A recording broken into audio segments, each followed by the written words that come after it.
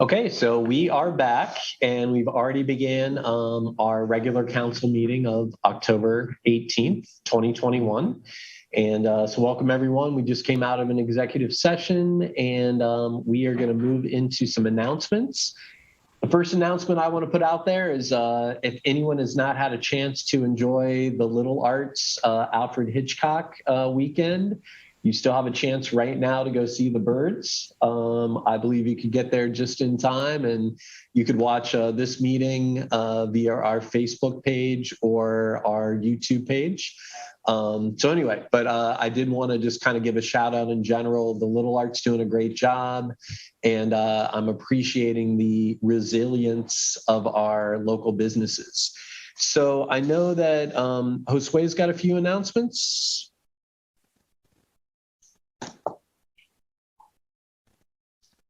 And if Josue's not on yet, Mary.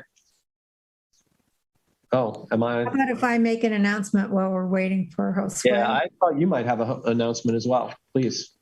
Yeah. So tomorrow night and Wednesday night are the candidates' nights happening at Mills Lawn Gym, sponsored by the McKee Group. So tomorrow night, candidates for the Board of Education and Miami Township will be appearing. This is from 7 to 9 at Mills Lawn Gym. And then on Wednesday night, same time, 7 to 9, candidates for Village Council. We were trying to find out whether these were being live streamed. I don't know if they are or not. Well, and I believe that if we do get Josue on, that was one of the things he was going to talk about. And so maybe while we're waiting, I have an announcement. This Saturday is Take Back Day. That's where people who have old or unused medicines can take them back to certain police stations. So get on I know Fairborn and the Greene County Sheriff are doing it. I don't think I saw YSPD on the list. That's okay. There are plenty other places, so check it out. Thank you. Cool. We could put that on our Facebook page, Philip. Mary Ann, also, did you want to talk about the Chief Carlson clap out this past Thursday? Yeah. So we had a wonderful event at Mills Lawn. I think it started at 1 o'clock on Thursday. All of the children came out of school with little signs for the chief. This was a surprise. I guess that he was surprised. And he and his wife were there and they drove around the Mills Lawn block. And the kids, of course, were very excited. I'm hopeful that the chief was pleased. I think he was. And then we had a little short ceremony with some of the people from the school and some of the people from the village talking about what a great job he's done for us and really wishing him well at whatever it is that he chooses to do next. And there's a bunch of pictures on the Village of Yellow Springs Facebook page. So check those out. And it seems like we do have Josue back. So Josue, one of the things was, are we live streaming the McKee Nights candidates? Yes. Thank you, Brian, and thank you, Marianne, for your words about the clap out. I'm very honored that the community and the school was honored Chief in that way. And we're certainly going to miss him here. Yes, we will be broadcasting, streaming the candidates night via Channel 5, Facebook, and YouTube. We are allocating our resources, our Channel 5 resources to this endeavor on Tuesday and Wednesday. We think it's critical to the democratic process. So Philip will be on site. They'll be streaming, and Lacey will be coordinating streaming back at Channel 5. So we're working on technology to bring to the site to be able to provide access. There's obviously things that we need to work out by tomorrow at this time at 7 o'clock so that we're going live, but we got the resources here and I'm confident that we'll be able to provide that live streaming option for the residents that are unable to be physically there at the Mills Lawn Auditorium. So that is in the works. Okay. And what about Halloween? All right. We are on for Beggars Night. So that's scheduled for Sunday, October 31st, 6 to 8. We are also sponsoring a few bonfires. So we received solicitations from the announcement we made about bonfires. So we'll have 3. I'm going to work with Philip on announcing those locations, and we're adding a 4th one to the mix, and that is to have a community-wide bonfire at Gone Park, allow for more physical distancing, and it's going to be outdoors. So there'll be a 4th option. So traditionally, there's been 7 to 10 bonfires. We're sponsoring 3, and that one that will be sponsored by the village. So Sunday, 6 to 8, Beggars Nights, bonfires, and one at Gone Park. All right. Do we have any other announcements? Okay, let's go ahead and move into the consent agenda. We've got the meetings from our last meeting as well as from our first of 3 budget sessions. And can I get a motion to approve? So moved. Second. Okay, Judy, if you could call the roll, please. Yes, Curlis. Yes. Stokes. Yes. McQueen. Yes. Hausch. Yes. Thank you. Okay, next up is the review of the agenda. Anything we need to add, subtract, or modify? I think we should just say that I know there were some citizens who were looking forward to talking about the parking plan tonight, but that's been moved to the November 15th agenda. Yeah, and I'm glad you highlighted that, Laura. I think the way we would flag it, I'm not seeing anybody on the call that's looking like they're going to speak to that, but since it's not on the agenda, it's certainly viable for citizen concerns. So if anyone is here to talk about parking tonight, please do that. Okay, anything else? Okay, Mary Ann, petitions and communications. Sure.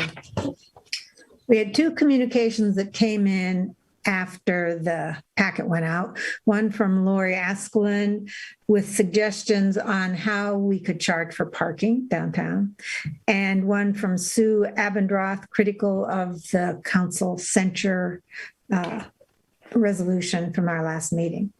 Then there was one from Ellis Jacobs regarding the village needing to have a policy for body-worn camera. Babette O'Reilly thanked us for passing the rental source of income legislation. And there were also communications from Inclusive Resilient Yellow Springs, the Yellow Springs Housing Task Force, and Home Inc. also about that rental legislation. And the Greene County Department of Health had information about where and who can get vaccines, as well as how to practice Halloween safety. Laura Curlis had extensive information from the Greene County Coalition for Compassionate Justice, starting both talking about the jail as well as who is in the jail and practices around that, not just our jail, but jail in general, and how to have better practices. Matt Ruska had a letter with parking suggestions. I had submitted an article from the New York Times about the importance of understanding the loss of biodiversity as an existential threat along with climate change. There were reports from the mayor's office, and the clerk had a certification, which was in the packet, from the Center for Public and Investment Management, that she has been certified by that organization. And congratulations, Judy. Yes, congratulations. So yes, it's nice to have that treasurer continuing to be educated. Thanks, Mary Ann. So we're going to move into legislation. And first up is ordinance 2021-29. And Judy, we can read that in by, yeah, let's read it in by title only. That's fine. Okay, this is amending section 660.16 of the Village Codified Ordinances pertaining to pandemic precautions and declaring an emergency. Can I get a motion? I move. Second. Okay. All right. So I'll give a brief debrief and then I'll let Brianne pick up from there. This is a reflection of our conversation from the last meeting related to whether we should update our ordinance to reflect the recommendations from the CDC. And I think actually, if you look at the revisions, it's a streamlined version that pretty much moves with any guidelines that are given from the CDC. And Brianne, I'll let you pick it up from there and talk about what's changing here potentially. Sure. The big change is going to be your exemptions or exceptions. This ordinance was initially passed by council July 8th of 2020. We were one of the first in the state to have a downtown face covering and social distancing ordinance that applied to the downtown district. Of course, there's been a lot of discussion since July of 2020 as the science has continued to be uncovered, so to speak. The CDC has changed its recommendations. Vaccinations are now available. There are a lot of variables that have gone into the initial version of this ordinance and the changes proposed to this ordinance. So it's really one of those shifting targets. But in terms of protecting public health, council has had an ordinance on the books that is based on the Ohio Revised Code regarding limiting the spread of contagion that has been in the Ohio Revised Code and the General Code of Ordinances for Yellow Springs for decades. So this is not exactly something that we are doing a lot of groundbreaking with. It is more of we're making adjustments to go with what the best practices are in terms of police and public enforcement. That has been the main challenge. When you're talking about violations of this ordinance, it would be individuals that are not wearing face coverings, that are not social distancing. And how do you enforce that if someone claims that they have an exception? Well, again, you get into, well, what about medical privacy? What about certain conditions that might prevent people from wearing those? When it comes to our police department, they have a big job that is going to be, I guess, in terms of practical impacts, not going to be practically impacted by the changes. They're still going to have to, if they decide a citation is appropriate because it's a repeat offender, take it through the appropriate court system. And if that person claims an exception, they can bring it up at court if they receive a citation. So that's the nuts and bolts of it. It doesn't really have too many changes other than streamlining things from the police and the court perspective. Okay.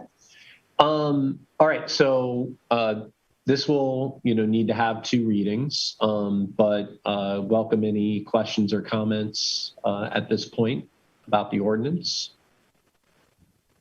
Brian, can I and I'm not sure I heard you clearly. So are you saying it will or will not need to have two readings? It does say declaring an emergency. Council can do this either way, and it would just then be in effect immediately after the second reading if you do want to go to two readings. I see. You do not have to. Okay. Yeah, I guess it does say declaring an emergency. I didn't see that in the header part. Yeah, I guess let's open the public hearing. I'm not sure that this is going to be very controversial. Laura, go ahead. Well, so people need to be aware that we're striking face coverings that people are using, like scarves, bandanas, these so-called homemade or improvised face coverings. Those are being stricken in Part A. We're not striking the improvisation, we're striking the examples. It does still say that they can be improvised.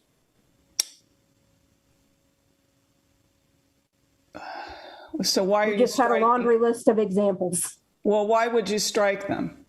The main reason was because when this ordinance was first passed, no one could get medical grade masks. There were people coming up with creative solutions all across the map. and people can still use those. But in terms of the examples, we tried to put everything in, and the availability issues were the problem in terms of using a medical grade mask versus a homemade mask.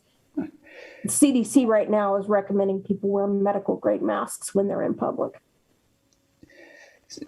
Sure. So whether these are effective or not, yet to be seen. What I see in this, it gave people an idea of what, so part of due process is notice, that you have notice as to what's not allowed, So the other thing that bothers me about and I think it's a big change, is it puts more of a burden on the person who gets the citation. They have to go to court. They have to instead prove the exemption as an affirmative defense. And to me, this doesn't strike the right balance between presumption of innocence and what we're asking people. We're telling people who get a citation, too bad, so sad, go to court, you prove otherwise. Now, a lot of visitors will just pay the ticket and move on. They won't be bothered. I really don't see a need for any of these changes. I think the ordinance is fine as it is. I'm not feeling a need for anything else, so I'm going to vote no. Thank you very much. So actually, I'm glad Laura brought that up. That comment that they may present an affirmative defense, what does that mean? What it means, Brian, is that in terms of presenting an affirmative defense, if they are cited, again, the police are going to be looking at, or if they're citing, whether someone's a repeat offender, have there been repeat complaints? Because our policy in policing has been that we're trying to reduce and eliminate unnecessary stops for minor misdemeanor types of offenses. So you combine that with this mask ordinance and the social distancing component of it. Generally speaking, your police are not going to be going out and ticketing people left and right. Now, in terms of presenting an affirmative defense, it means that it does shift the burden somewhat from the prosecution to establish when you've got a person who's not wearing a mask or not physically distancing, and the police say, look, we've got, say, for instance, dash cam cruiser that, the person is walking downtown and not doing this. And then the person says, well, my affirmative defense is X. And if they pull in the latest CDC guidelines that says, I can't wear a mask because of X, then that would be something that the mayor or the judge of a municipal court would say, well, then you've got an exception to the rule and you've got a reason that's a valid legal reason for not complying with the ordinance. Okay. So it sounds like it's just a recognition that you can provide an affirmative defense, because I wondered why it didn't say must. So I don't know, like when I read this, it just says, yeah, you can raise one of the reasons why that you don't need to wear a mask. But do you see, they get the ticket first, and then they get to go through the hassle and expense and inconvenience of proving that they were innocent in the first place. Not necessarily. Again, when you couple that with our police policy that is limiting the citations for minor misdemeanor offenses and lesser misdemeanor offenses, there wouldn't necessarily be a citation. Again, the police are focused on education about our ordinances. Exactly. That's why I think it's been working just fine. And I think this shifts the balance to in favor of cite first and let the mayor sort it out later. Okay. Any other comments? Yeah, I guess we have not had one citation for not wearing a mask for almost 2 years. Right. And I do like the idea of tracking this with the CDC. So that's going to influence my vote. So, Marianne, go ahead. Yeah, I think for the most part, this has made it simpler, except of course it's not simple because the CDC's recommendations may be changing. And I guess I would say this is how we want things to be. As far as I know, there have been no cases that have actually come to mayor's court. Is that correct? As far as I know. So I really think it's trying to tighten up something that is not going to really be tightened up, but at least that it's saying what it is that we expect of people. Okay. Any other questions or comments? Okay, then I'm going to close the public hearing, and Judy, let's go ahead and call the roll. All right, Stokes, Yes. McQueen, Yes. Curlis, No. Hausch. Yes. Thank you. Okay, and our other piece of legislation is Resolution 2021-51, definitely title only. All right, this is approving a contract with Ranger Earthworks for sewer rerouting on Dayton Street. All right, can I get a motion? So moved. Second. I'm ready to read that one entirely. I'm sure you are. I'll get to. So go ahead, Josue. The short of it is, council had approved us to put in a very ambitious proposal to reroute the stormwater system that runs along Dayton Street behind the businesses there. We were very creative with our formula and our proposal, and we got it. We got the money. So we are in the position to award this contract to Ranger Earthworks for rerouting of the Dayton storm sewer system. And we're asking council for authorization to enter into a contract with the company not to exceed a total contract award of $522,697, of which the village's maximum contribution would be $83,632, which has been allocated in our budget. And Johnny is joining me for technical details. If you want to know the age of the piping in there and where specifically it turns, we've got that information for you too. And so, Josue, that's a 20% match? It's not an exact 20% match. If I recall from our application, we had outlined different match contributions to get us to a certain point, and we were looking to get 65 points in total. So I don't recall exactly how that point for that. I remember the option. I think it was option G that council supported. Johnny, do you remember the percentage match? I think it's 24%. 24%. Yeah. So we were playing with what will give us. We had a strategy. We're looking to get the highest score that we could get, while also being competitive with the application and knowing the financial limitations that we have with our limited financial resources. So, okay, great. Johnny, did you want to add anything or? No, just this project's been a long time coming. So since the 1960s. So we're looking to get it started and get it underway.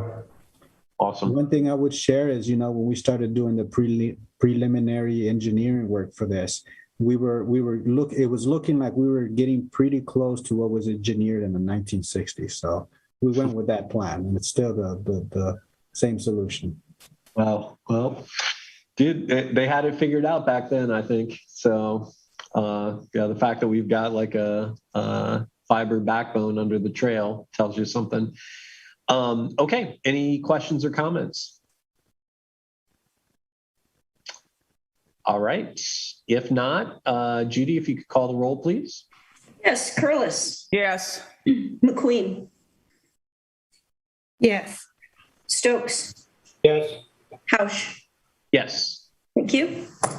Okay, so next up on the agenda is citizen concerns. So this is the opportunity for anyone that wants to speak about anything not on the agenda. Please do the hand thing or let us know otherwise. We ask that you limit your comments to 3 minutes. And as Laura highlighted earlier, parking is technically not on the agenda. So if someone is on the call to talk about parking, that is a viable citizen concern topic. So do we have any citizen concerns? Okay. Not seeing any. All right, so let's go ahead and move to special reports. And I believe we've got Piper on the line, our Community Action and Sustainability Plan Coordinator, I think, is here. Actually, I'm not sure that she is. Okay. Apparently she had Oh, I see an engagement, Rebecca. but I believe either we Yes. could go on to old business or Rebecca Potter is available. So Yeah. Yes,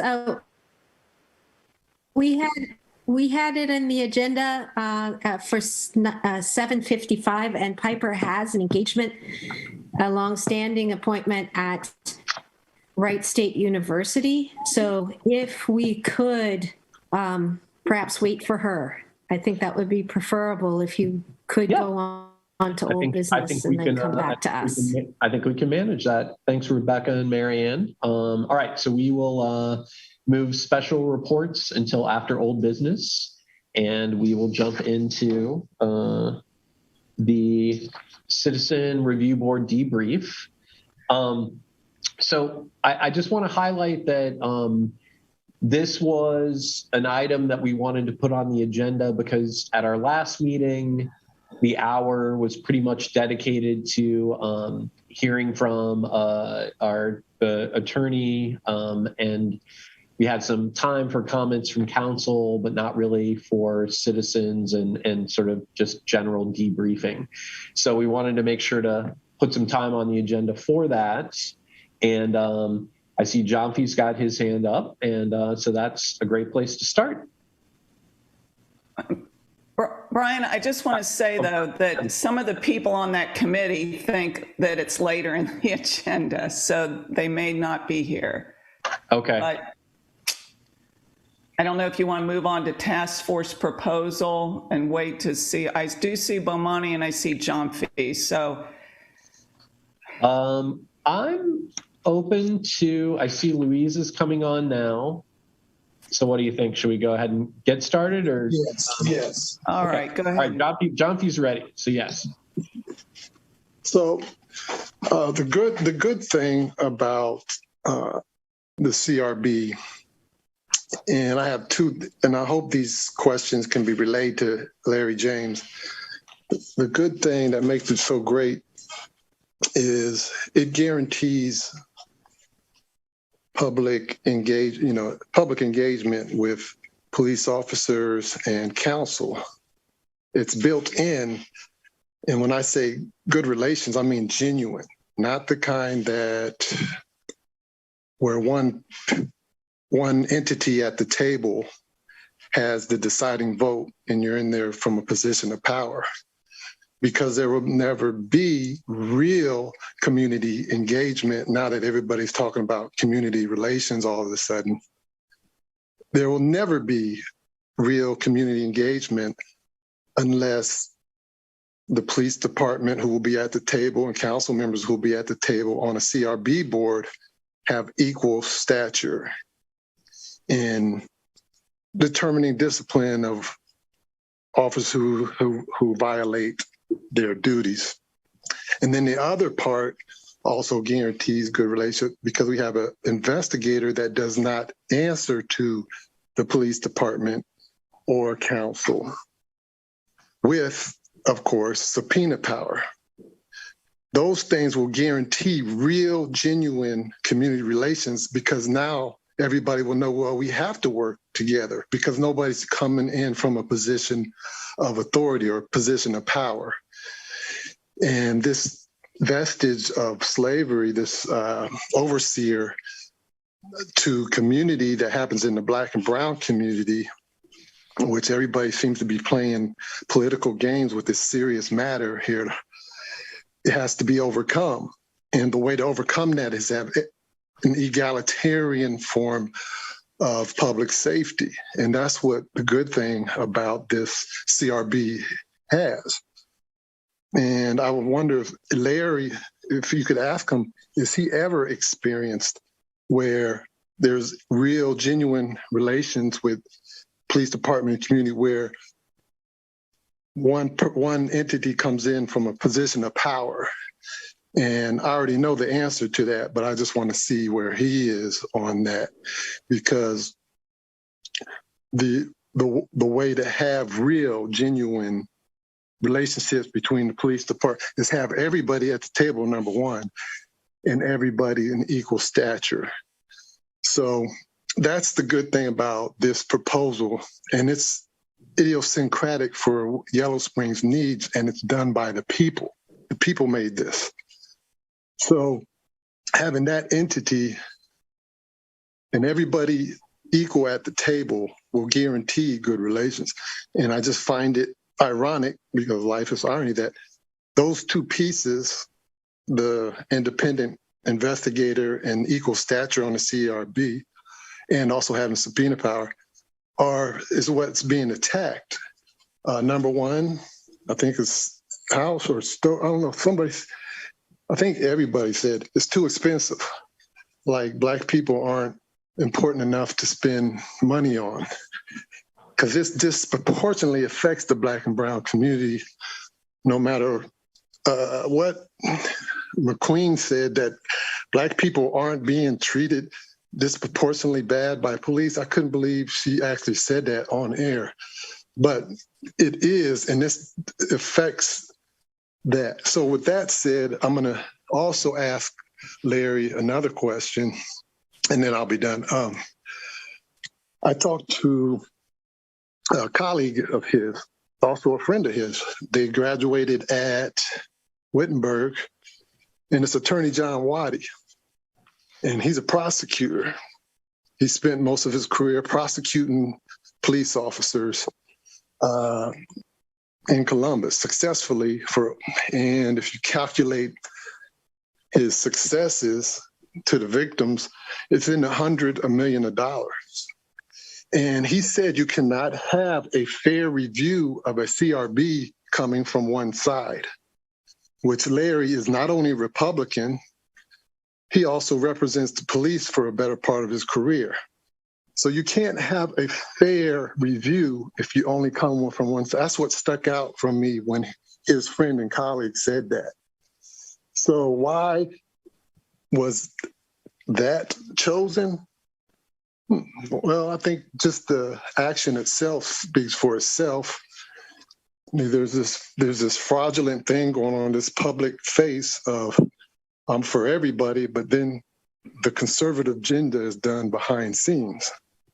Mm-hmm. So those are the two questions that I want, if you could ask Larry that, since he can't be present, and talk to the actual architects of this proposal. It's just another action that speaks for itself. Okay. But I'll leave it at that, and I'll leave it with Council President John Gruden. Go ahead. All right, thanks, John Fee. I will say that our local attorney, who's done a lot of great work on behalf of the village, Ellis Jacobs, recommended James, and I believe that Lisa Krieger and Laura Curlis supported engaging him. Whether everyone's happy about the results, that can be up for discussion. So council, including myself, did not have any hand in choosing that reviewer. Any other comments? Louise. Thank you. I just wanted to echo support for the CRB as it was proposed. The committee that I was part of, we worked a lot and thoughtfully over months to develop this proposal. And while I was not someone who thought we should be spending money on outside counsel initially, I did come around to recognizing that the only way for it to really be coming from the neutral place we need it to, given we're such a small community, is to have, outside counsel. I also don't want to assign any kind of motives to counsel, myself personally. I think it is, a little bit of a wrong-headed protection of the budget, and trying to be fiscally aware. And I think that, you know, again, by investing in something that would build trust with the citizens, and hopefully it would, you know, even if we don't have a lot of cases, I think that there would be a way for this to be very fruitful in building trust with the community. I know timing is everything. As a theater person, timing is everything. And it may be that the time for this needs to happen later, after we've hired a chief and after the election.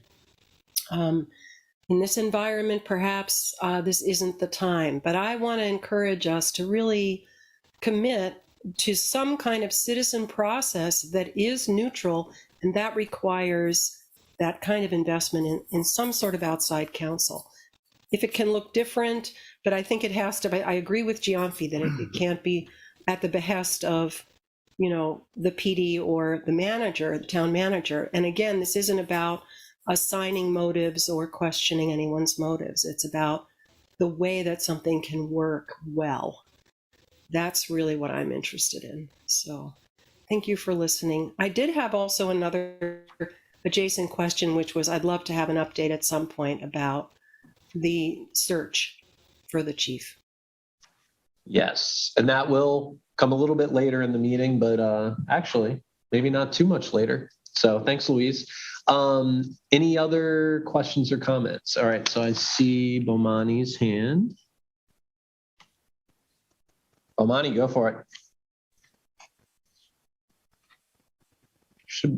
I think you're unmuted. Yeah. Okay, yeah, so I just want to reiterate a couple of things that have been said already. So I think this is an opportunity for us to really demonstrate that we're willing to enter a process to address these kinds of issues that come up of police accountability. And it's almost a necessity that citizens be involved in that and have certain powers that will engender trust in the community.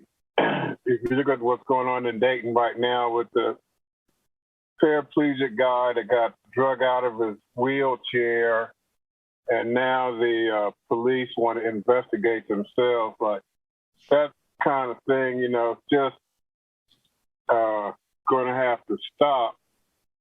And I think we can't afford to fall back on the idea that because this is Yellow Springs and we don't have a rash of those kind of incidents, that this is something that is either not necessary or could be handled in the same old type of status quo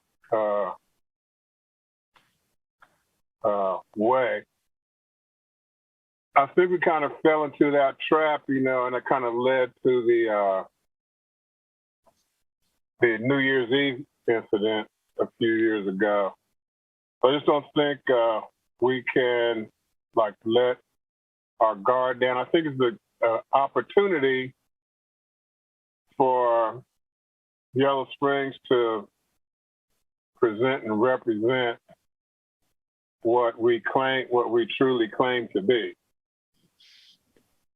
And so I hope, you know, we're able to institute the CRB, you know, as we recommended. People work really hard on that. And I think it's true that, you know, the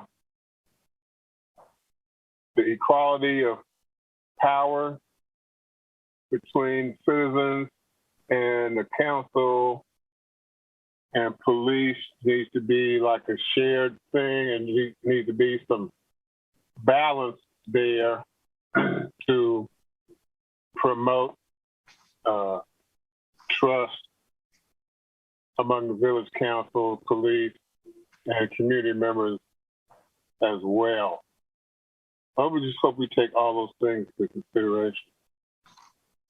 All right, thank you, Bomani. appreciate those comments and good to reiterate. John Hempling. All right. Hi, guys. So I'm John Hempling. I was on the Justice System Task Force years ago, and I guess have been looking at or working on Yellow Springs Police Department issues since on and off since 2009. So I support CRB as well. I didn't initially when I was on the Justice System Task Force. In part, everyone says it's very complicated, but several different times, people would come up to me and they'd be like, "Oh, hey, are you on the Justice System Task Force?" And they'd be like, "Yeah, I am." I'm like, "Okay, great. Maybe you can help me." And then they'd go on to describe an interaction with the police that they or someone they knew had, where the officer had just, engaged in some clear violation of current policy. And, our job was to review current policies and practices and to research best practices to basically recommend policy changes. But we weren't supposed to be investigating like violations of current policies or on people's complaints or any particular incidents. So I would always be like, "Oh no, I'm sorry, I can't really help you." And the irony is that if they'd told me a story about an officer doing something that was problematic that didn't violate current policy, I would have been like, "Oh yeah, we can help you. Like, come tell your story, and then we can like try to put together a change to current policy that would then prohibit that kind of behavior." But because the behavior that they were complaining about was already prohibited under current policy, we weren't able to help them. And so, I think this goes along with what outside counsel was saying at the previous meeting about how, having a group that can both make policy recommendations as well as review people's complaints, having that be the same entity, I think makes a lot of sense, because otherwise there's a big sort of gap in what you can do whenever the officer's conduct either falls on the line of violating current policy or alternatively not violating it. And of course, working people's complaints, I think would help educate the group about possible changes to current policy to address root causes, while working on the research on current practices and policies helps the entity working the incident investigations sort of have the bigger picture of how the department operates, right? Not to mention it's easier to run one committee than two. And then the other thing that I wanted to raise is that I was concerned if the entirety of the CRB has the ability to adjudicate a complaint, that is to vote whether or not the complaint is substantiated, that this might constrain the ability of members to engage in collecting testimony or evidence or helping citizens present their case to the CRB. Because basically, if you're actually involved in the parties and talking to them, possibly developing some type of relationship, even if it's fairly transitory, that still could cause the officer, people anywhere to raise concerns that there's a bias or basically like that you're biased towards one party. And so I guess I was going to suggest that possibly restricting the number of people who are able to actually adjudicate the complaint in order to free up the other members to do the very important work of collecting evidence and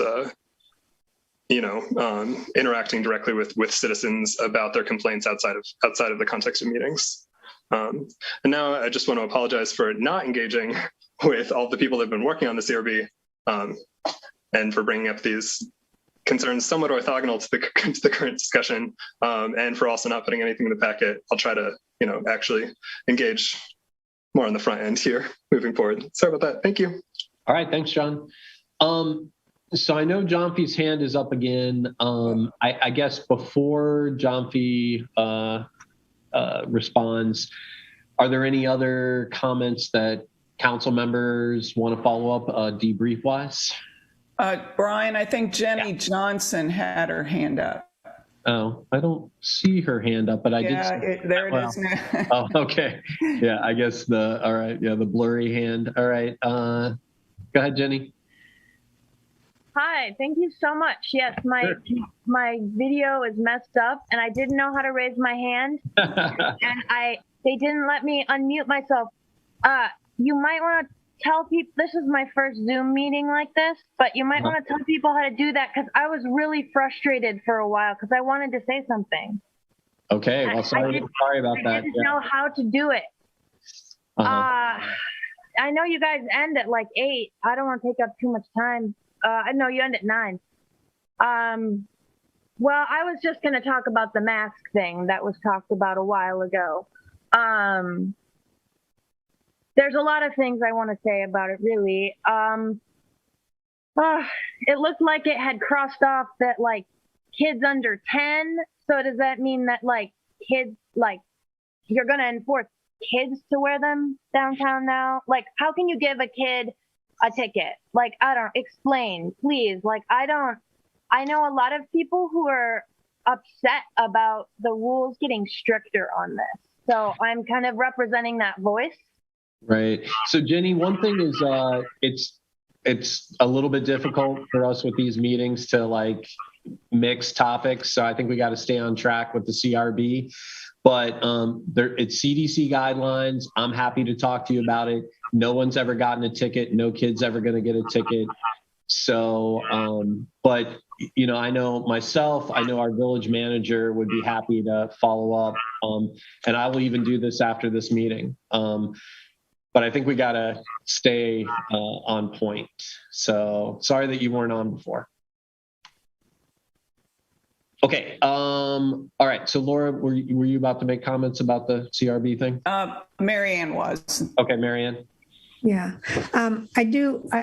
I'm not clear. I think that Giamfi said that he thought that I had said that Black people were not discriminated against by police, and I did not say that. If someone thought that I said that, that was incorrect. My point was that there is a perception and that there has been evidence in the past that Blacks in Yellow Springs have been disproportionately cited, stopped, whatever, by the police. So I want to make that clear. I really liked the presentation that we had, Larry James. It helped me understand a lot more and have even more questions about the CRB. The thing and I'm hopeful that everyone that's been working on it saw the presentation, or that if they didn't, they have a chance to see it. Because what stood out to me was that while having a place to make complaints is important, what he said was even more, or maybe not more effective, was that this body can impact police policies and practices. And by being able to do that, by having citizens find out what's going on and report to the police, that can change police behavior, practices, policies. And that's really what we want. I mean, we want behavior that's not doing the kind of things that leads to complaints to begin with. So I had not understood that role, and I think it's really important. And I was very, I'm feeling more excited about this, and I really would hope that we could involve him even in helping us work with when we're setting it up to help it get set up as effectively as possible. Okay, thanks, Marianne. Do any other council members have comments? Yes, Brian, Kevin, if you don't mind, thanks. So I appreciated Larry's comments. He wanted to be called Larry instead of Mr. James, so I'll refer to him as Larry. But he did help, clarify some things. He did talk about what we do would depend on the budget, or there's a relationship between the budget and what we plan to do. He also did clarify that, all complaints are created equal. Like there's no good complaints and bad complaints. I mean, if CRB is going to have some oversight, it will be over every complaint that came in. And I will repeat that there were only 3 in the past 12 months, given the existing process. The other thing that he said, even with regarding a budget, he allowed that some of those fixed costs might exist, but he was not in favor of having professionals as part of the CRB or paying members, for example, the chair, as the current proposal says. So again, members of the CRB should not be compensated. That was spoken at least 3 times in the presentation. And that was part of the concern that I raised when I used the phrase heavy-handed. And certainly in terms of spending money that's not necessary, if you shouldn't compensate community members, unless they're professionals. But again, he says in this, it should be citizen-led, should not be professionals, they should not be compensated. And again, it's not you're just working on the worst complaints. It would be all of the complaints. And again, with the process that we've had, it's only been 3, but if we want to do this, for that level and quantity of complaints, I'm all for it. There should be as much citizen oversight as we can afford. And that's either socially or economically. My comments have never been against a citizen review board. I want to be clear about that. But it was, concerns about the way the process was put forward and expenditures that I felt were unnecessary. All right. Thank you very much. Thanks, Kevin. Laura? Yes, I too like the presentation very much, but it was a nice broad overview of the CRBs and some of the characteristics that make them effective, and then some different models that different cities had used. That's a very different function than what I was hoping we would have gotten to, which is an actual taking of the proposal that we arrived at and turning it into legislation. So for next steps, Lisa and I would like to work with Mr. James to turn the proposal into legislation. And one thing I did not see in the packet, and Judy, maybe you can tell me, Lisa worked hard and she used a software she has called Visio. She took that flow chart and made it look real spiffy. So that'll be in your packet next time. It didn't change the content of it, but looks really quite professional now. So that's step 1. And step 2, Lisa and I would like to meet with Matt to drill down on the budget because, as Kevin pointed out, there are fixed costs we think are already in the budget, and what really would the extra be. One point of disagreement I have with Kevin, we modeled the CRB, the citizen part of it, not the professionals. Obviously, professionals need to be paid.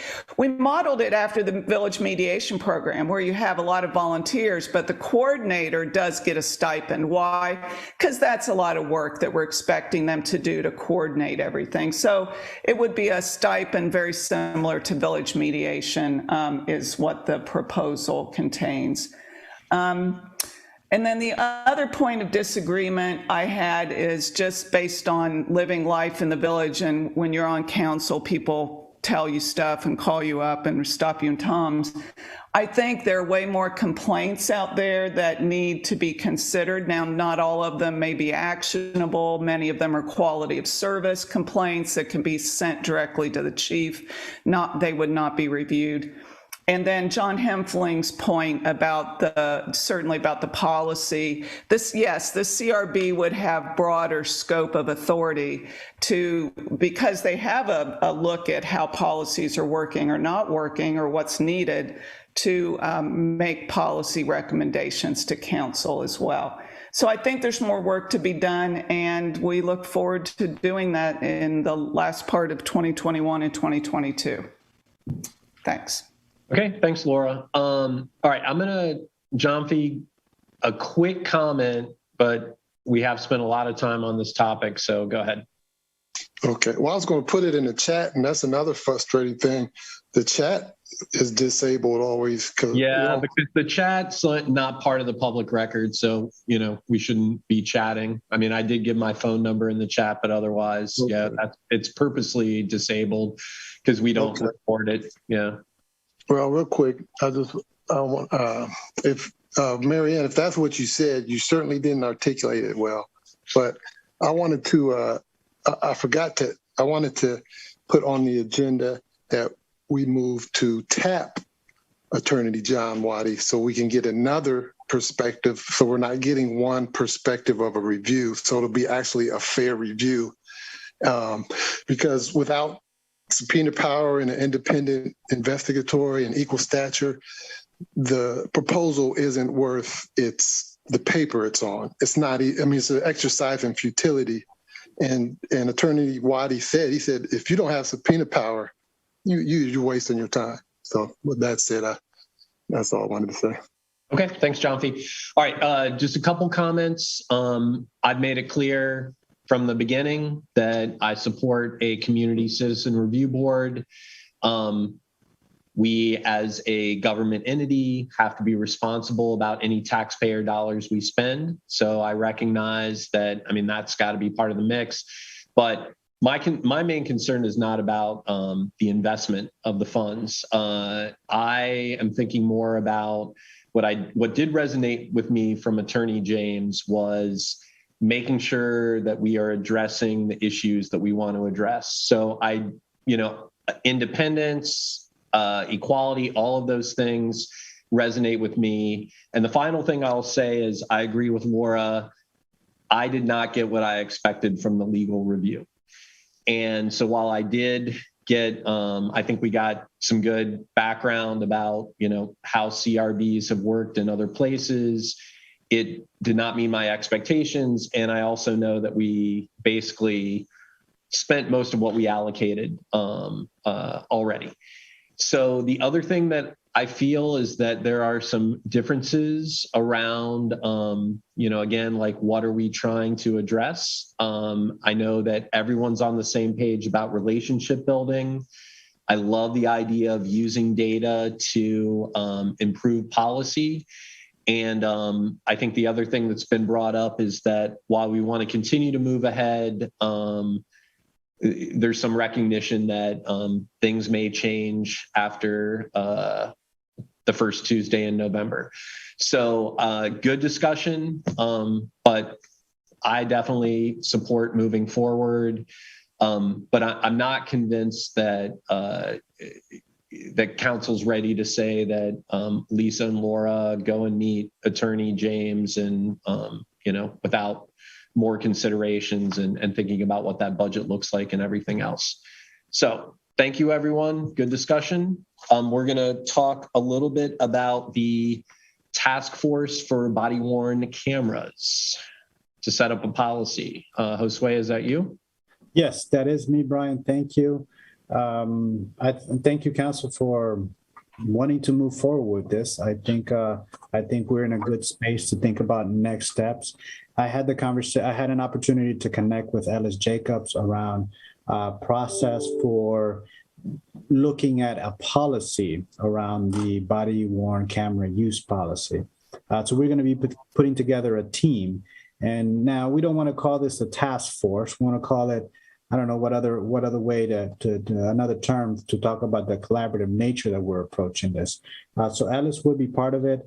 I understand that some folks that are here at this meeting have been contacted by Alice to form this group. So we're looking to form a small committee of around 5 folks that are going to look at some of the best practices around policies for body-worn cameras. Now, one of the policies that we shared with council was the policy around the ACLU on body use camera. So we're going to look at some of the policies that have been put in place by the communities, look at best practices, and the small committee is going to look to craft one policy that would work for the village. Now, I think one of the approaches that the committee is going to take is to look at what is the least intrusive body-worn use camera on the general population, on our citizens. So we're looking at things that will minimize the records being created from the encounters between law enforcement individuals and our citizens. And part of that, reducing the numbers, is not to infringe on the civil liberties, privacy rights of individuals. So I'll get together with Ellis and the other members to start the work of this committee, and we hope to be back to council in a month's time with the review of body-worn cameras in the space and the recommendation from the committee. Any thoughts, feedback on those items? Marianne? I have a couple suggested members for the committee if you need to fill it out. A couple people who were on who worked with the former Justice Task Force. And I could send you those names if you want. Perfect. Thank you. Laura? I hope one is Pat DeWeese, although you maybe have to entice her to do it. But yes, how do we get her on this project? She'd be great. Thanks. Okay, any other questions or comments? Great. Yeah, I'm glad this is moving forward. Well, we ultimately know that we're going to have to get in compliance sooner rather than later. So good. Brian, Yes.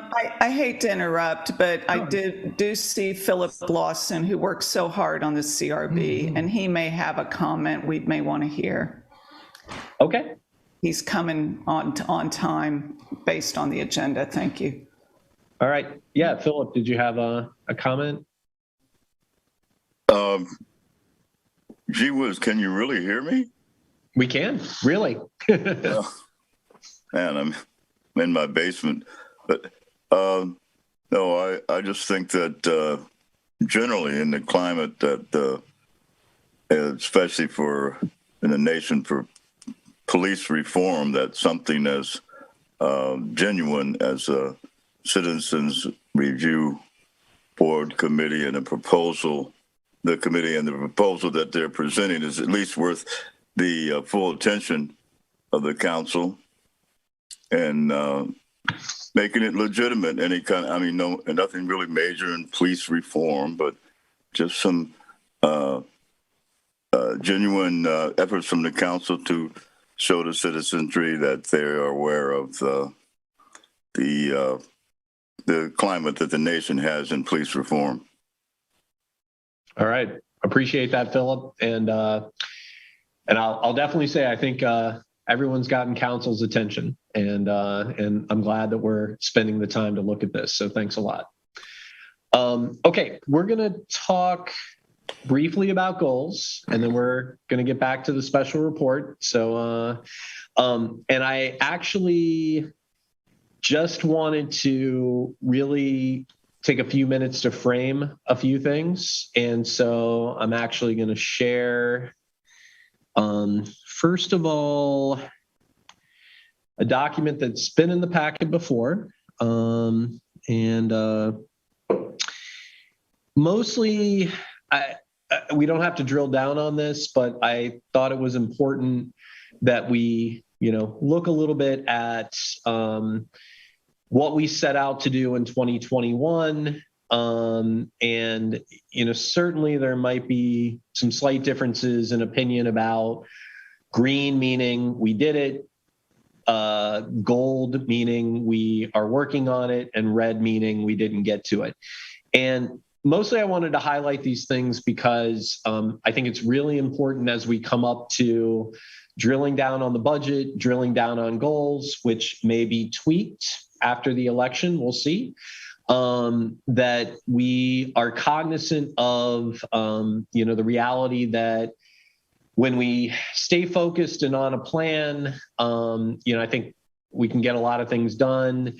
There are reasons why we might get off of those plans or, realize that those focuses didn't make sense.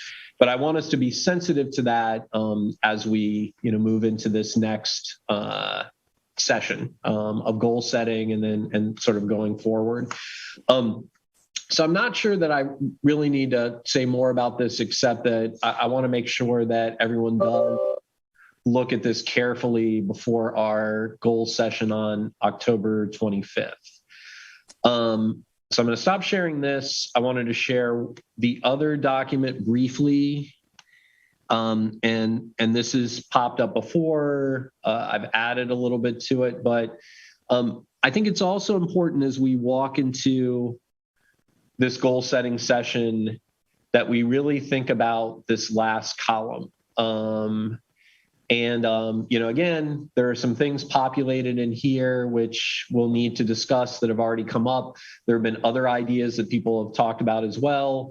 But one of the things that has been kind of related to the fact that we're thinking about budget earlier than we usually do and thinking about goals earlier than we usually do is understanding how we're going to make these things happen. So a great example tonight is that sewer project or stormwater project where we were able to secure $500,000 by leveraging, 24% or whatever it was. And I think everybody knows that, especially this past couple of years, we've secured millions of dollars in grants to build sidewalks, to improve roads, to fix water and electric and sewer stuff, you name it. And so I think it's very important that, especially given what we know from the first budget session and the fact that things are tight, that we are really intentional and thoughtful about the priority goals and how we're going to make those happen. So I don't necessarily, again, we don't need to get into the nitty gritty of this, but I just wanted to frame some of that discussion, and happy if any other council or, village team members want to say anything before we move on. Mary Ann. Yeah, thanks, Brian.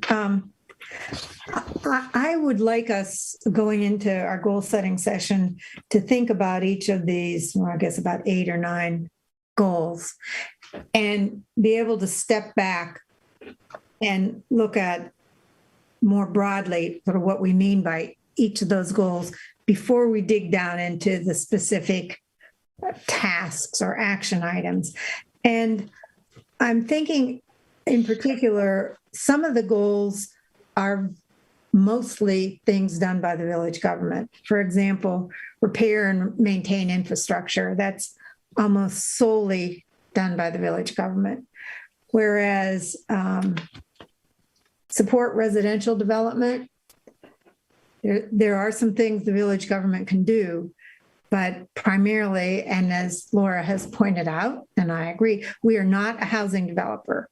So most of the things that we can do in that regard are going to be collaborating or facilitating someone else doing it.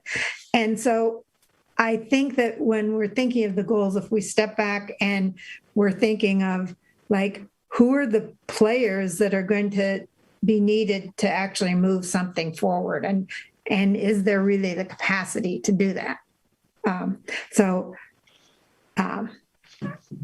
not going to get into any of the more detail in that, but I just would really like people to be able to, I'd like for us to be able to start from the back saying what is the overarching thing we want to accomplish, and then look at okay, what can we as village government do and what can't we do and what can we get someone else to help with? Okay, good comments. Laura, did you have anything you wanted to add?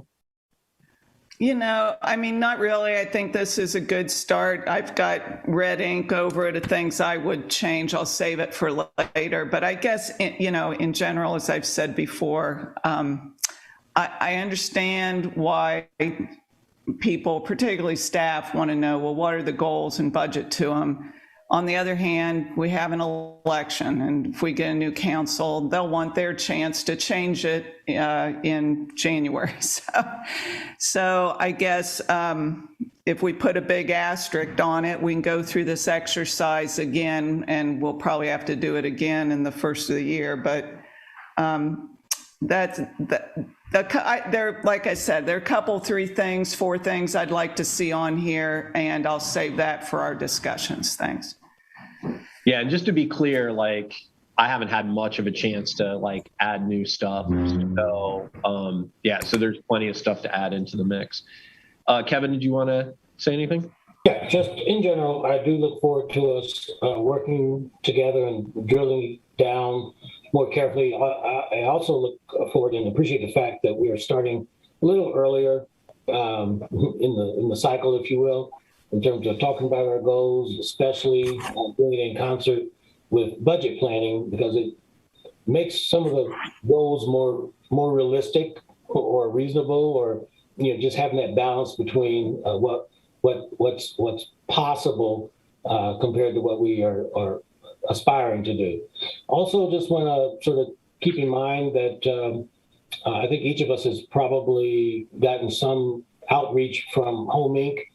Because they're wanting to engage with us, at various junctures with regard to our budget and planning processes, and they're looking for a convenient place where we can work together moving forward. Thank you much. Okay, thanks, Kevin. Josue, any last words on this? No, I think this is great. I look forward to our session. And we'll bring some the administrative updates, the administrative goals. I think from the preliminary budget discussions, you see that we have an ambitious agenda for this year as well. And I hope that the council and our citizens are happy with the performance we've been able to deliver around some, at times, been the basics, right? Taking care of what's underground, the pipes, the sanitary sewer, the water losses. We had some big accomplishments this year. We're launching the municipal broadband and have broadband downtown, and we'll continue to build on those successes. But we have so much further to go. Yep. And I guess I'll just say my expectation is that, I agree any new folks will want to, jump into it. But I mean, the reality is a lot of what council's role is to set up policies to make sure the lights stay on. And I would be surprised if a lot of things would change, since most of these goals have been ongoing, but certainly priorities might change. But I think, the idea that we're matching goals with budget, which is not something we've really done intentionally before, is really important. So, all right. Yeah. And Brian, if I may add, I think the vision, one of the things that council has said is vision. You brought up the Day and Street storm reroute system. We put that in the works last year, right? We talked about early last year. That's something we wanted to accomplish. We put a figure to it. If we were awarded, how much money we needed to make sure that we had set aside in order to do that, and we were able to do that because we have the backing and the vision from council to support the work that we're doing. So teamwork is it's important. For sure. All right. And that's a good segue to bring Piper Fernway, our Climate Action and Sustainability Plan Coordinator. So Piper, glad you could join us. Surprisingly, our meeting has been more efficient than usual. So but glad you could jump in, and we're going to let you just take it away. Awesome. Thank you so much. Am I able to share my screen? It's disabled. Yes. Josue, do you got that under control, or should I do that? I got it. She should, Piper, you should be able to share your screen now. Thank you. Yeah, thank you. Thank you for rearranging for me because of the efficient meeting, had a prior commitment. But yeah, I'm here to give you an update on what I've been up to since this pilot program started in August. So you got a 2-page summary, what I've been up to in the packet. So I'm just gonna really briefly recap for those who didn't have a chance to read it, and then mainly open it up for discussion and feedback. So given that it's a community-based plan, the first step was getting the community involved. So started with some kickoff meetings. Our in-person meeting had 25 people who braved the 90-degree heat to sit outside and hear more about it. So have had articles in the Yellow Springs News, got a website presence up and running, and all of this was to get individual community members involved in the domain subcommittees and in the steering committee. So as a reminder, the plan is broken into these 7 different domains. So we actually had 6 domain subcommittee meetings. We combined energy and buildings with as many as 15 people taking part in each of the domains. Besides that, we have identified and finalized the steering committee, which is made up of representatives from each of these domains, but also each of the 5 underlying values of the plan. They will hopefully meet at the end of this month. Besides that, the passage of the resolution to join Power a Clean Future Ohio has allowed me to work with their team of experts on case studies on organizational structure, federal funding streams, and specific interest areas in projects, but also to align our work so that we can be a leader in Ohio and beyond, which Rebecca will talk more about. I've been working with individual residents through the Sustainability Champions program, but also on special projects. We're looking to start things like a community composting pilot, business and resident surveys, even applying for a Miller Fellow to pilot a program managing native habitat on village lands. So lots of great work that I don't even have time to get into. A big one is starting a greenhouse gas emissions inventory, working with a couple of technical expert residents, led Dr. Bob Brecka, to aggregate data and information that we can use in benchmarking and policy creation. And then I'm going to pass it off to Rebecca to talk about her students and how I've been working with them at University of Dayton. But first, just a quick word. So this was all that was done in the past 2 months and 2 weeks. So it's been a lot of great work, tons of interest from the community. These domain subcommittees have brought together everyone from executive directors of local nonprofits to business owners, elected officials, and individual residents just passionate about this, all sitting together at the table doing this work.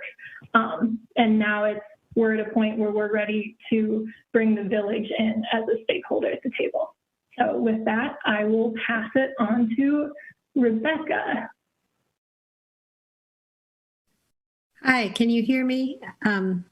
So I'm here also as a member of the Environmental Commission.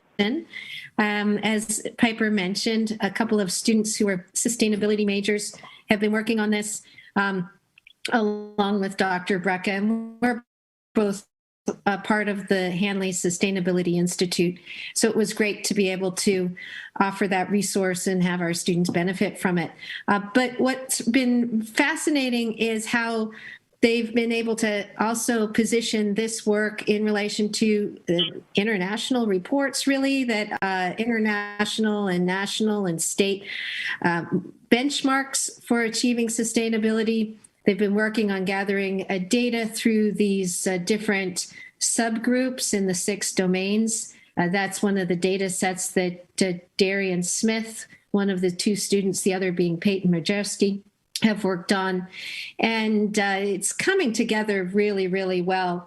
This will, I think, help future efforts, as was mentioned in old business, about getting grants or funding from other venues, particularly at the national and state level, to align benchmarks with what we're doing in the village. And a grant possibility could be strategically valuable for the village. I think the step right now, and I'm speaking as an EC member, is to link some of the village staff experts with related subgroup committees for discussions when villagers are talking about what they know and have questions, that there's some expertise at the table when those groups meet. And then keep moving ahead on gathering and formatting this information. Piper has done a lot so far.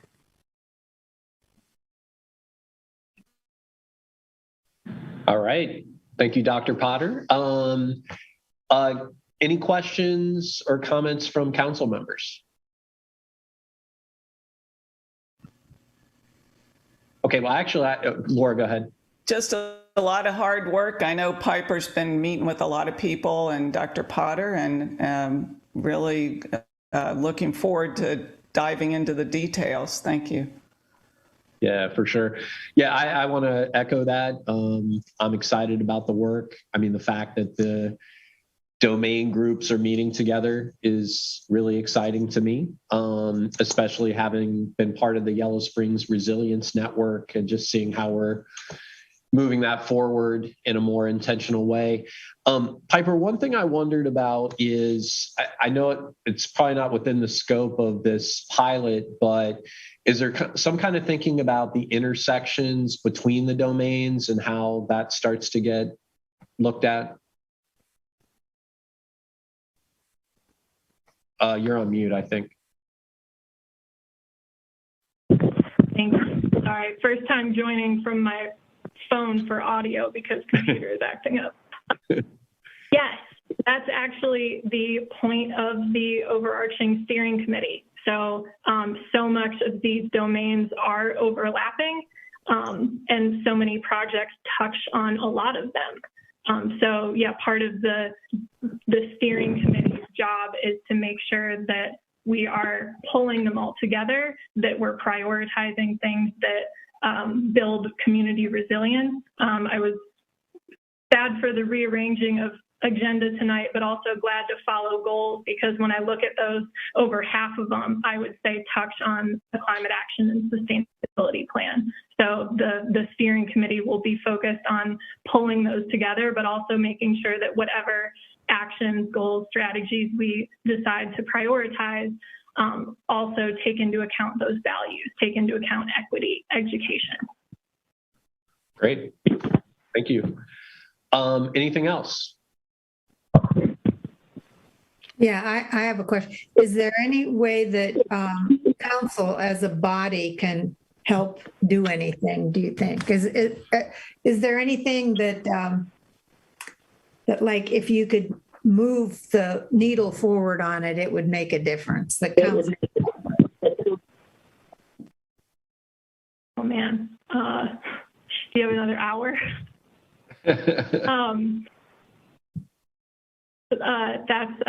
That's a hard one. I think at this point, just prioritization of this project with time and funding, because like I mentioned in the slide, we're doing this. This is a collective impact model. This is bringing everyone in the community, the village government, nonprofit stakeholders, individual residents, like everyone has a seat at the table, because together we can accomplish more. And planning processes in general, but especially those that use this model, usually take about 2 years. And lots of, community involvement through charrette, and just a lot of time getting all of that input. So I'm just facilitating this. So we're doing our best on this timeline to get to some practical goals by the end of the year, but we won't be done. And a lot of it, like power mapping and stakeholder analysis, we're just at the tip of the iceberg on. So I'd say prioritizing this moving forward is the biggest thing council can do, and help facilitate more involvement from the village. And as the keepers of information in so many of these areas, their involvement and participation in this process is really crucial. Okay. Thank you, Piper. I certainly believe that prioritizing meaningful climate action is critical in terms of our village values. So really glad this activity is happening. So any final comments before we move to the manager's report? Yeah, I would just, this is Brian. Yes. This is really for the Brian, thanks. Yeah, I just want to commend Piper for all the things she's gotten accomplished in a relatively short period of time, and probably under some difficult circumstances. And I have seen Piper in other venues, so she's got a lot of things going on, but she's seems to be really accomplishing a lot. You know, everything that she's putting her hand to is prospering, if you will. So I just want to continue to encourage you, Piper, for the work you're doing, and look forward to providing whatever support that council can provide to continue you down this path to success. Again, thank you much. All right, thanks, Kevin. I just, I'm going to recommend that Piper sit in on our goal creation session at the 25th, if that time is available. Given what she just said, she may have ideas that she could give to us, or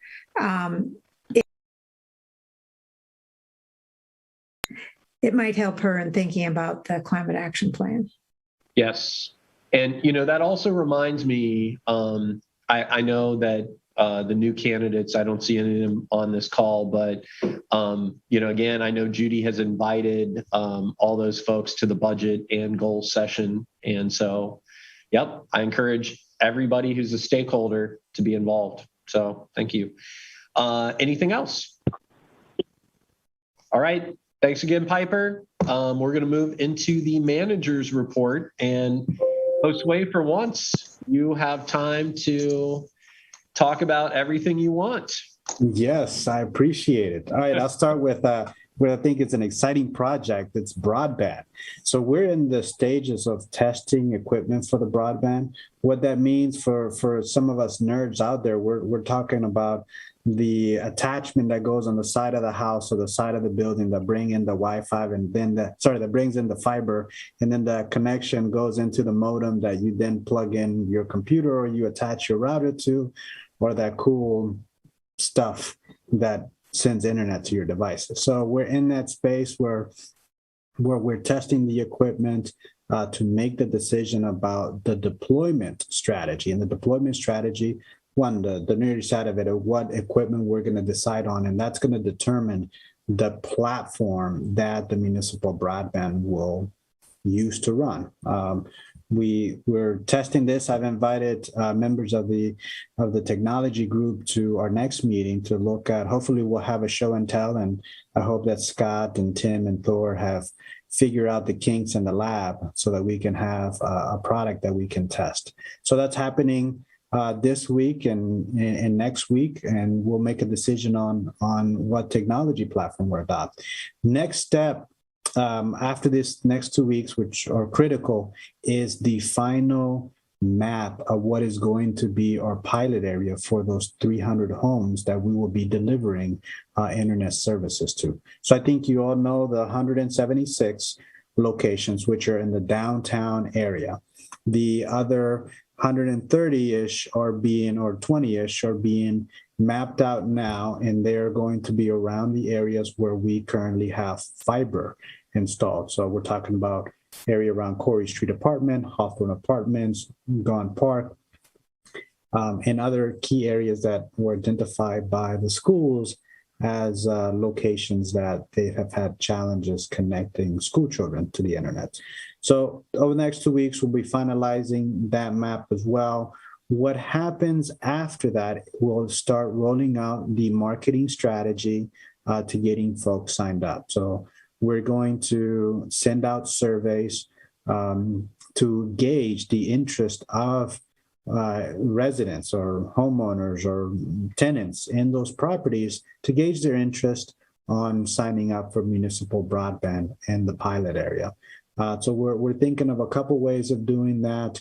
One will be direct mailings, newspaper advertisement, and updating the map, or putting the app on our website and on the SpringsNet website so that folks can see if their home or business is eligible under the pilot area. Part of the project also later for council will bring the fee schedule. We presented on the fee schedule, but we'll need to adopt the fee schedule so that when we do roll up the program and we have paying subscribers, we have an approved fee schedule.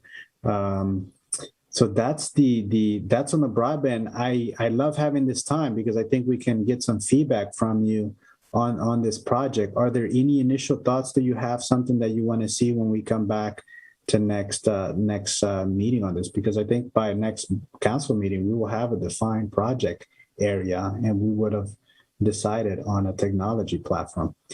I know Laura in the past had a question about how often is our current downtown fibers used.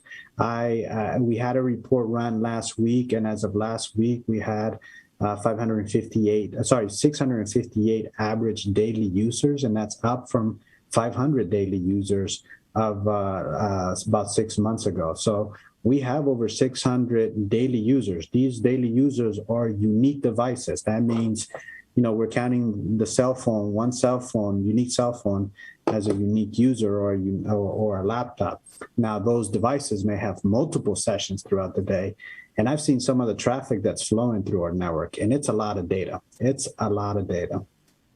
So any specific questions or any thoughts on this broadband initiative?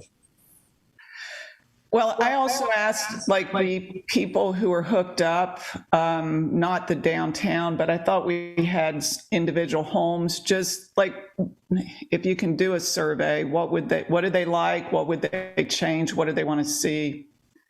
I don't know if those folks are reachable or not, but it might be useful. Yeah, we don't have, we've been intentional about not tracking users on the Wi-Fi system. So if there are homes that are connected directly to it, and looking at the data traffic that's on there, there's a couple users that are using more than 100 gigabytes of data. That's a lot of data that they're processing. So I'm sure that that's probably a residential customer that's attached to the Wi-Fi, and that's their regular thing. They're difficult we don't have an email, we don't have a registration, so it'll be difficult to send to get a survey. But I'll create a survey, just a generic survey of any of the users that are using it, and put it out there, and let's see what the response is. I know that Eric Clark, who's not on here, he's been a fan, and he's made it known several times how much he appreciates having that Wi-Fi accessible at his business. And I know that he's used it for business and educational purposes. So, I've got some anecdotal feedback from users that they really appreciate the service.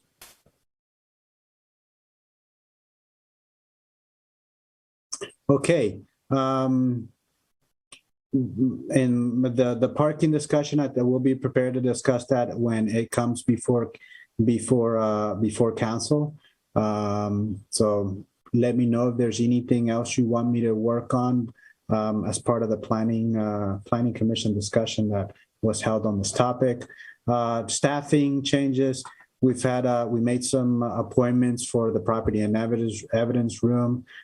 Ken Metz, after many years of service here, will retire, and so we need to replace that property and evidence manager.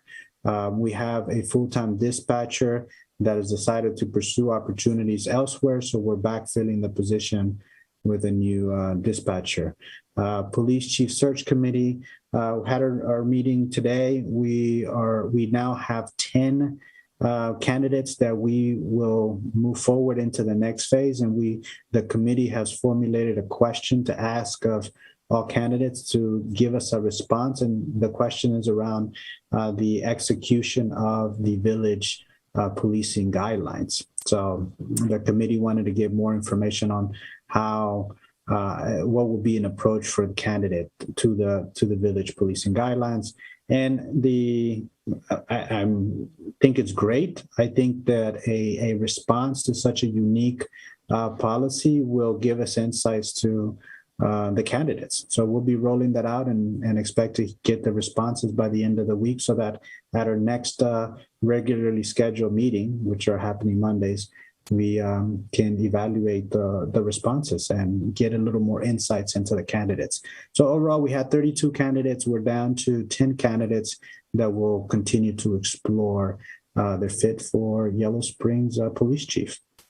Yeah, and Josue, I wanted to just weigh in because I was quite impressed with the diversity of the committee at the last meeting that I participated in. Particularly appreciated the discussion we had around diversity in candidates, and just I liked, how people were processing things, and so I was just happy. I think you put together a good committee, so thank you. Thank you, Brian. Appreciate that. Marianne? Yes. Can you go over next steps? And in particular, in the past, I think we've always had a community presentation of like the 3 finalists or 2 finalists. So I'm interested in what you have lined up in that regard. Yes, we're still planning the community forum with the final candidates, as it has been in the past. So we'll do that. We're not at that step where we're scheduling that. The committee is looking at this reduced pool of 10 candidates, and one of the decisions that we hope to make at the next meeting is: does this pool of 10 candidates, are there enough skills, competencies, abilities, and fitness elements available in this pool for us to continue with the final selections and inviting folks for interviews, or is there anything missing and are we opening it up? So one of those pieces, one of the questions that the committee came up or asked and wanted all members to consider, a participant asked, is there enough here to indicate that this person has an ability to look at police work beyond the schooling that is traditionally done at the academies, the approach that they entrench or embed themselves while working in a specific department with police-oriented policies and a very rigid process. So we're looking at what elements, what experience outside of the traditional law enforcement are they bringing to the table to give us an indication of how broad their experiences, their worldview, and how they could formulate the police departments of the future. So things that have weighed into those considerations have been, one candidate was leading a domestic violence group.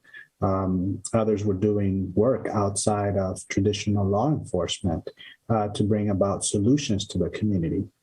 Some have certifications across beyond law enforcement, EMTs, firefighters, and they're doing these hybrid roles somewhere. So we're looking at all these other elements, and the committee is going to make a decision. Is there enough here for us to move forward, or do we need to open up the pool more or do more targeted outreach? From a applicant pool, we had folks apply from within Yellow Springs, from within Greene County, within the region being Dayton, Columbus, and some further out, Butler County, Cincinnati, and we have some out-of-state applicants.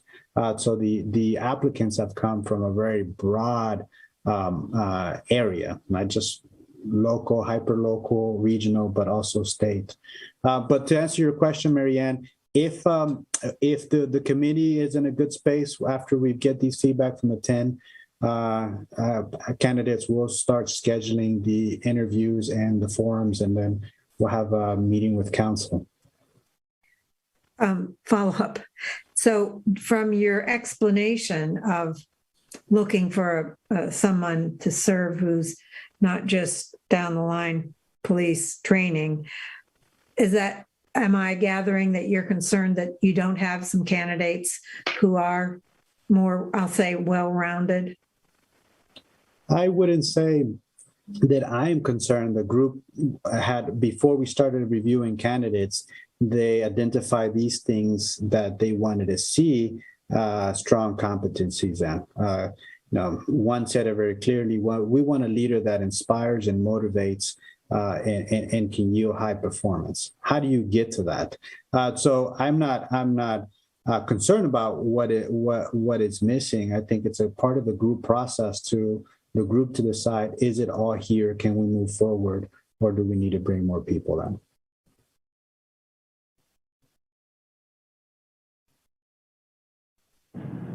Okay. Anything else, Josue? I covered the job posting. We're going to start the engineering work and continue to work on the reroute system. Thank you for the storm reroute. So I appreciate the support from council on this.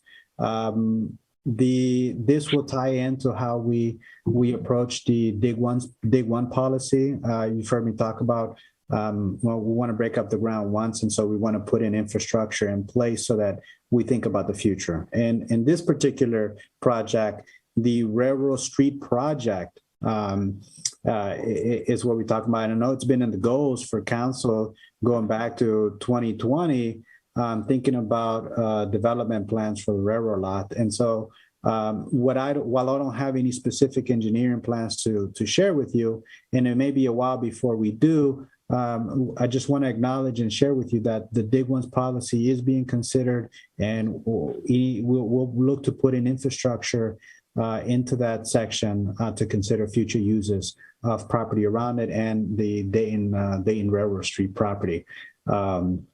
We are going to underground some of the power distribution system. I know there's a tall power pole right there on Dayton and Railroad, so we're looking to underground some of those lines to make the space more feasible for whatever future development opportunities may be there. So we'll continue that work. I have an update on the Safe Routes to School. That project is on target to begin construction of June of next year. So there'll be more on that. We're also we'll be calling for a public meeting similar to what we did for the Safe Routes to Schools and talking about the trees and where the sidewalk will. We'll do one for the active transportation plan activities along Dayton Street. So we're going to look to roll that out over the next month. So we'll be busy around here. I presented on the solar projects. Johnny and I will continue to work on the proposals to replace those 2 expiring energy contracts. And that included a lot of things in the manager report. So I'm open to questions that you may have on the report or any project that we are working on that we might have not presented on. Yeah, Kevin here. Real quick, I may have missed it in my review of the report, but I knew at one point water loss was a major concern. I know you've tackled a big part of that. Just wanted to know where we are with that, and have you gotten all the big ones, and have all the others been identified, and just where we are. And I'm involved with one in particular, but just wanted to know where we are in the grand scope of things. Yes, we took care of the big ones, either repairing them or turning them off. Now, we repaired 4 of the 9 leaks. I think Johnny is on, so he's going to double check me on the numbers here. But we took care of the big ones, particularly Dayton Street. And overall, since the last assessment, we reduced 94,000 gallons a day in our production. So that's a big savings. Just to put 90,000 in perspective, 94,000.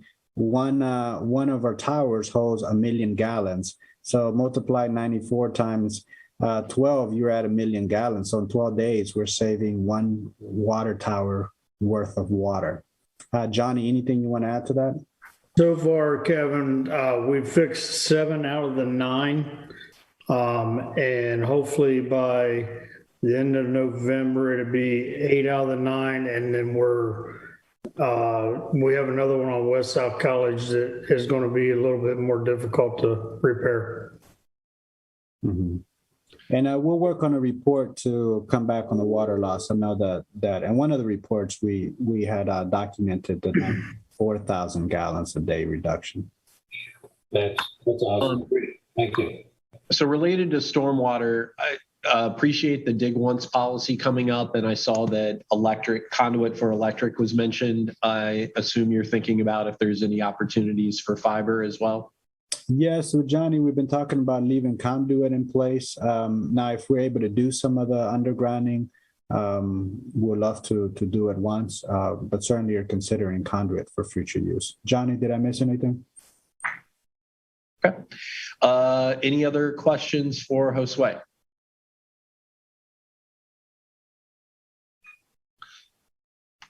Okay, I got a special request. Angela Allen wanted to make comments about the Citizen Community Review Board and join late because didn't realize that we would be ahead of schedule. So Angela, we're going to go ahead and take any comments, and then we're going to wrap up our meeting. So go ahead and unmute.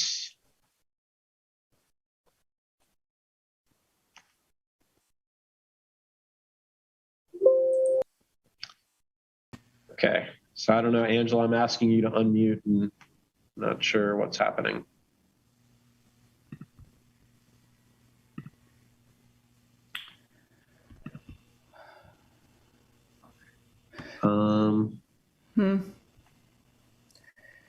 Okay.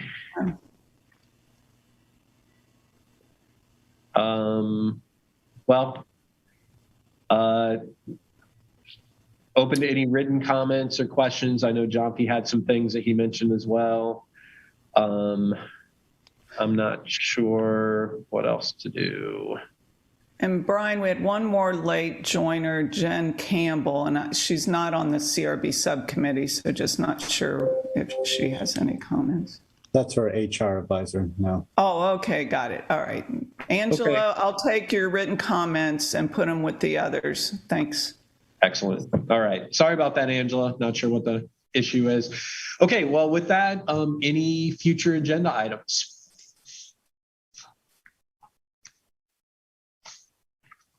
Okay. Isn't there something more we can talk about? It's only 8:46. I don't know what we're gonna do the rest of the evening. All right, Jessica's got a hand up. So, but let's not take Mary Ann too seriously there. Okay, go ahead, Jessica. Hi. I really apologize for not saying this during citizens' concerns, and I am speaking as a private citizen right now. You had made a comment earlier that the reason that comments in the chat were disabled was because it could not be entered into the public record. I just wanted to let you know that Zoom has functions that not only allow you to have transcripts on the screen, so screen captioning, which would be really helpful for people who may have some hearing issues, but you can also download that transcript of closed captioning from Zoom and share it. And actually, I love that you brought up the, the screen captioning, because we haven't thought about using that before, but I've used it in other meetings. To be a little bit more clear, just like in our normal meetings, we don't have people in the room chatting back and forth. That's really the main reason. So it is true that when chat has been enabled, we did not capture it. But to be accurate about what I'm talking about is that, a lot of people are chatting on Facebook Live and on YouTube, but we're trying to sort of maintain the decorum of the meeting. So that's the real reason. Brian, from the administrative end, the other thing that we observe with closed captioning is that our service stream through Facebook and YouTube does allow the closed captioning piece. So those other two channels are getting the closed captioning. Right. But we could allow that on Zoom. So I want to look at that because I recently saw that feature and liked it. But thanks for those comments, Jessica. Okay. So I think we are ready to have a motion to adjourn. I move. Okay. Second. All those in favor signify by saying aye. Aye. Aye. All right. Any opposed? Hooray. Yes, Mary Ann can stay after for additional discussion. Yeah, I'm happy to hang out. All right. Well, thanks, everyone. Standard. This is the new standard. I think we ought to get used to it. Well, For us, it is. It makes up for the 3.5 hour meetings that we normally have. Oh, All right. Just this one made up for. All right. Thanks, everyone. Be safe. Happy Halloween. Take care. Good night. Bye-bye. Good night.